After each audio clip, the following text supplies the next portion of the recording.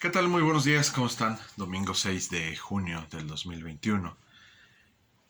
Vamos a comenzar este mensaje con una oración y te voy a pedir, por favor, que me acompañes inclinando tu rostro a la presencia de nuestro Señor. Padre Santo, Dios Todopoderoso, gracias, Señor, por este día. Gracias, Padre Santo, porque podemos seguir escuchando tu mensaje para el bien de nuestra vida, para avivar nuestros corazones y nuestro espíritu, Señor. Gracias, Padre Santo, por esta bendición que nos das. Abre nuestra mente, nuestro espíritu y nuestro corazón a entender y aplicar en nuestra vida este mensaje. En el bendito nombre de tu Hijo Jesucristo. Amén. Muy bien, hermanos. Quiero preguntarte, ¿cómo es que afrontamos las dificultades en nuestra vida? ¿Cómo afrontamos las dificultades en nuestra vida?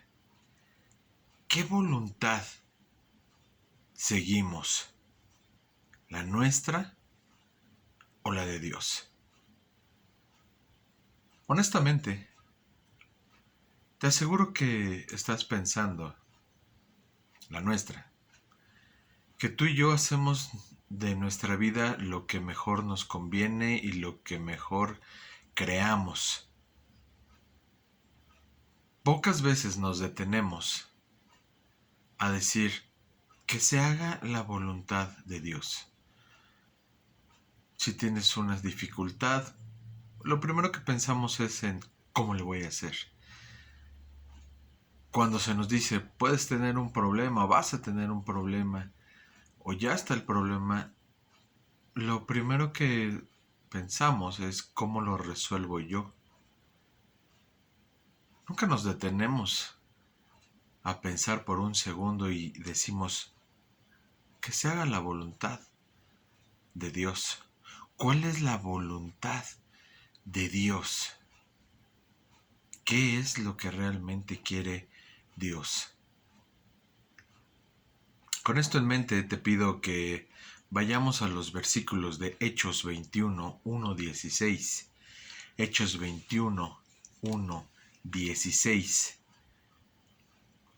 ¿Qué dice así? Después de separarnos de ellos, zarpamos y navegamos directamente a Cos. El día siguiente fuimos a Rodas y de ahí a Patara.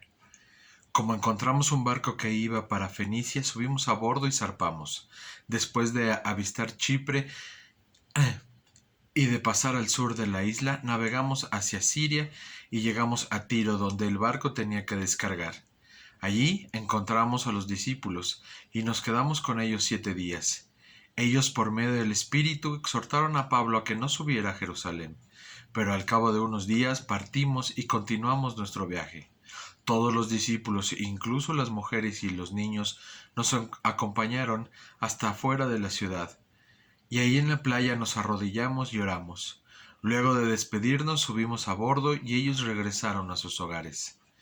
Nosotros continuamos nuestro viaje en barco desde Tiro y arribamos a Tolemaida, donde saludamos a los hermanos y nos quedamos con ellos un día. Al día siguiente salimos y llegamos a Cesarea, y nos hospedamos en casa de Felipe el Evangelista, que era uno de los 7. Este tenía 4 hijas solteras que profetizaban. Llevamos ahí varios días cuando bajó de Judea un profeta llamado Agabo. Este vino a vernos y tomando el cinturón de Pablo se ató con él de pies y manos y dijo: Así dice el Espíritu Santo, de esta manera atarán los judíos de Jerusalén al dueño de este cinturón y lo entregarán en manos de los gentiles. Al oír esto, nosotros y los de aquel lugar le rogamos a Pablo que no subiera a Jerusalén. ¿Por qué lloran? Me parten el alma, respondió Pablo.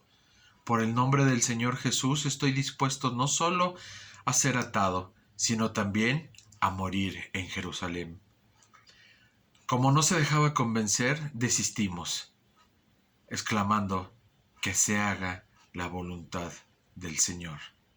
Después de esto acabamos los preparativos y subimos a Jerusalén.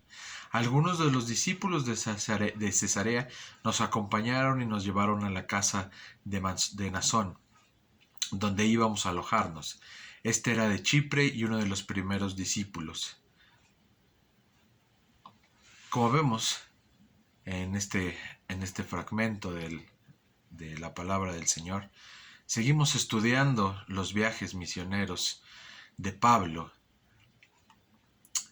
Primeramente, dice que partieron de Mileto y de la junta con los ancianos en Éfeso. Dice que después de separarnos de ellos, marca una despedida que seguramente no fue sencilla. Recordemos que Pablo prácticamente derramó su vida y su amor a estos líderes de Éfeso, y ellos también lo llegaron a amar profundamente por ser su maestro. Nos demuestra que hay una unión de amor fraternal por Pablo, en el que solamente ellos buscan su bienestar por todos los que se le rodea a Pablo. Pablo está recibiendo advertencias de lo que va a suceder. Pablo ya recibió otra advertencia en la ciudad de Tiro, recordemos, y ellos le decían a Pablo por el Espíritu que no subiera a Jerusalén. Todos le dicen a Pablo, Pablo, hay algo en Jerusalén que te espera, que no es bueno y ya está siendo profetizado.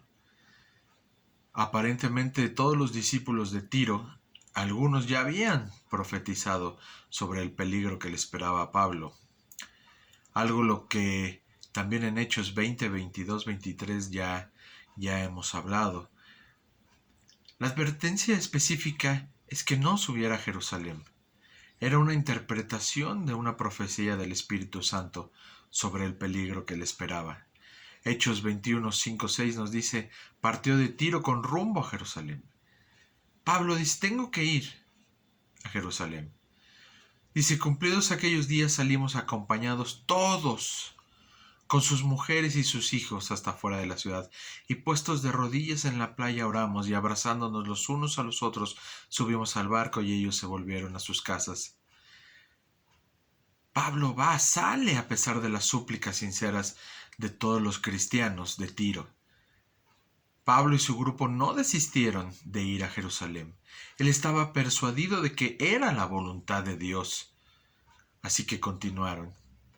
Dice, acompañándonos todos hasta fuera de la ciudad.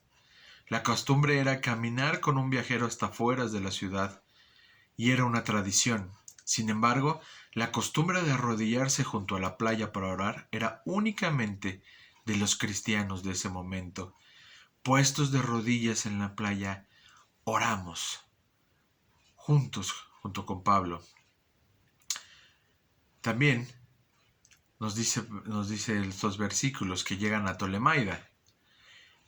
Y dice, y nosotros completamos la navegación saliendo de Tiro y arribando a Tolemaida, y habiendo saludado a los hermanos, nos quedamos con ellos un día. Pablo y sus acompañantes encuentran cristianos en cada ciudad en la que se detenían. Eso nos enseña en estos versículos que la expansión y la profundidad del movimiento cristiano en todo el imperio romano, estaba creciendo a pasos agigantados. Al parecer había cristianos ya por doquier. La llegada a Cesarea y la casa de Felipe el evangelista. Dice, al otro día saliendo Pablo y los que nos encontrábamos, fuimos a Cesarea, y entrando en casa de Felipe el evangelista, que era uno de los 7, posamos con él. Este tenía 4 hijas doncellas que profetizaban. Felipe, el evangelista, que era uno de los 7, Hechos 8:40 nos dice que después del trabajo de Felipe de traer al eunuco a la fe, él pasó su tiempo predicando a través de la región costera y que terminó asentándose en Cesarea. Un título maravilloso que el que se le da a Felipe en este fragmento de la Escritura, que él era reconocido por las buenas noticias que presentaba a otras personas, las buenas noticias sobre quién era Jesús y lo que hizo y lo que esto representaba a futuro. Estando ahí con ellos, con él, aparece Agabo, el cual vuelve a hacer una advertencia en Cesarea. Dice que descendió un profeta llamado Agabo. En el espíritu de los profetas del Antiguo Testamento, Agabo representó su mensaje para Pablo. No nada más lo dijo, no nada más lo comunicó, sino que hace una representación gráfica, personal, de lo que le va a suceder a Pablo, del peligro que le esperaba a Pablo. Pocas veces hemos visto que cuando se profetiza algo se ejecute un ejemplo personal. Dice: así atarán los judíos en Jerusalén al varón de quien es este cinto, de Pablo, y le entregarán en manos de los gentiles. La profecía de Agabo era verdadera y genuinamente del Espíritu Santo, y era palabra verdadera. Hechos 21:12 nos muestra que incluso Lucas y los compañeros de viaje de Pablo trataron de persuadirlo para que no fuera a Jerusalén. Siguen insistiendo en que no vaya al peligro, porque ahora con más razón ya hasta gráficamente se lo enseñaron, le pusieron el ejemplo de cómo lo van a tratar. Y le ruegan que no vaya. Pero aquí viene lo importante, lo interesante y la enseñanza gráfica grande de estos versículos, de este momento del viaje de Pablo. La respuesta que da. Porque yo estoy dispuesto no solo a ser atado, más aún a morir en Jerusalén por el nombre del Señor Jesús. Pablo está diciendo: no importa lo que tenga que ser, estoy dispuesto. Más aún, no nada más era a ser atado de la manera que se me presentó gráficamente. Si es necesario, he de morir por el nombre de Jesús. La insistencia de Pablo de ir a Jerusalén, a pesar de los peligros predichos por el Espíritu Santo, era una respuesta obediente a la orden del Espíritu Santo. Él estaba obligado en el Espíritu a ir a Jerusalén. La advertencia del Espíritu Santo tenía la intención, sí, de alertar a Pablo, pero de prepararlo, no de detenerlo. Escoger la voluntad de Dios, incluso si esto significa sufrir, es algo muy diferente. Ningún cristiano saludable escoge sufrir. Pero escoger la voluntad de Dios, tal como lo hizo Pablo y como lo hizo Jesús, es lo correcto. Implique o no sufrimiento. Hágase la voluntad de Dios.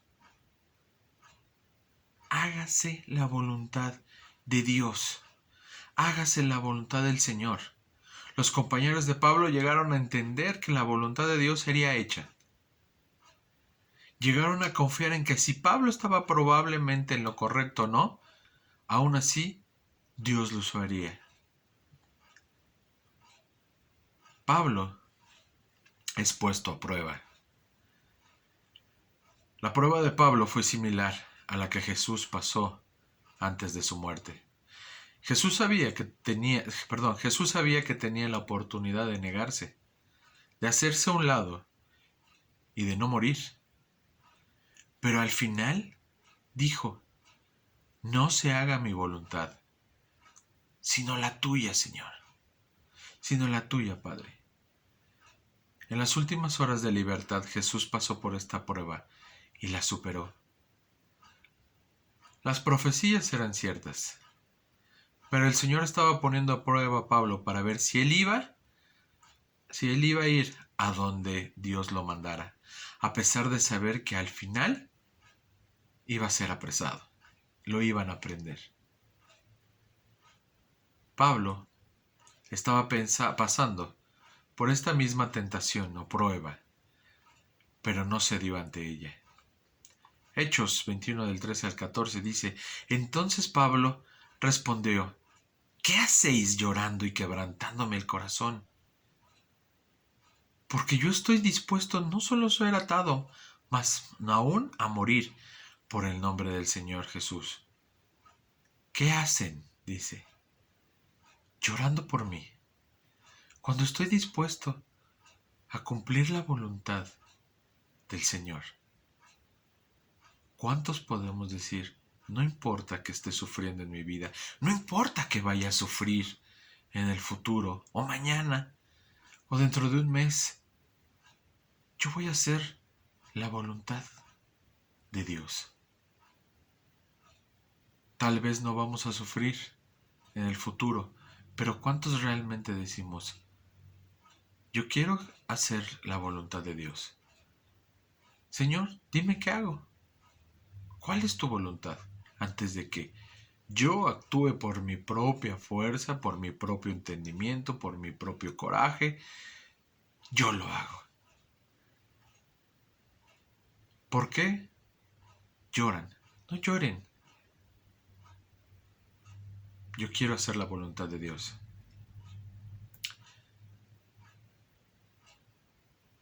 Y como no se le pudo persuadir, desistieron, también diciendo, hágase la voluntad del Señor.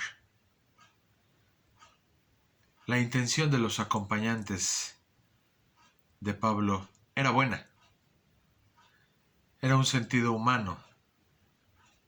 Pero la verdad es que estaban yendo en contra de la voluntad de Dios. Y al final lo reconocieron.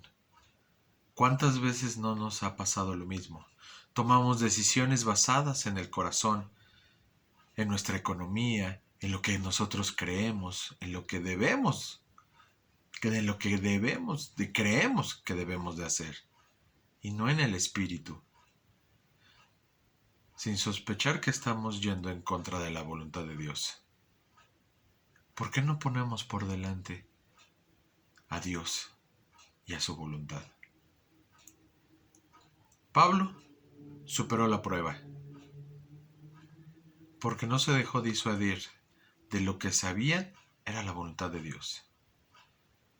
Ya en Jerusalén, finalmente llegó el día y Pablo subió, pero no lo hizo solo, pues varios de los discípulos le acompañaron. Después de esos días, hechos ya los preparativos, subimos a Jerusalén. Y vinieron también con nosotros de Cesarea algunos de los discípulos trayéndolos. Nadie pudo convencer la férrea convicción de Pablo, a pesar de su duro futuro por enfrentar. Así que decidieron dejar el asunto bajo la voluntad de Dios. ¿Cuándo vamos a entender que no se trata de nosotros, sino se trata de Dios y su voluntad para nosotros? ¿Cuándo vamos a dejar nuestras situaciones, nuestra vida y lo que nos rodea en la voluntad de Dios? ¿Crees que no resulta lo que está pasando en tu vida? ¿Será realmente que lo hemos dejado en la voluntad de Dios? Ahí puede estar la respuesta. Debemos de confiar como hombres y mujeres de fe en la voluntad buena, perfecta y agradable de Dios, sin importar lo que esté a nuestro alrededor, de lo que nosotros creamos y de lo que los demás crean que debemos de hacer. Hacer la voluntad de Dios es crucial. Mateo 7:21. Hacer la voluntad de Dios nos acerca a Jesús. Mateo 12:5 y Marcos 3:35. No es voluntad de Dios que nadie perezca, que nadie se pierda, que nadie sufra. Lo que Él quiere es que hagamos su voluntad. Mateo 18:14 y segunda de Mateo también 18:14. Aceptemos, hermanos, que Dios quiere nuestro bien.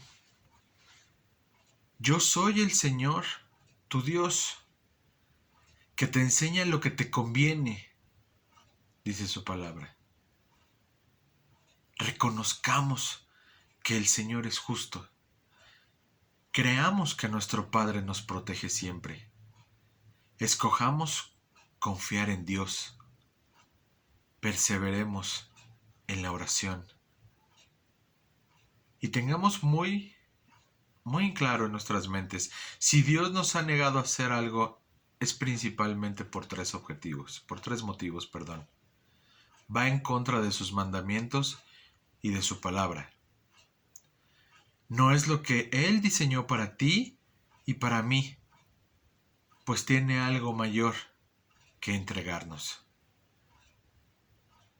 Tal vez sí es su voluntad, tal vez sí es su voluntad, pero no en este preciso momento.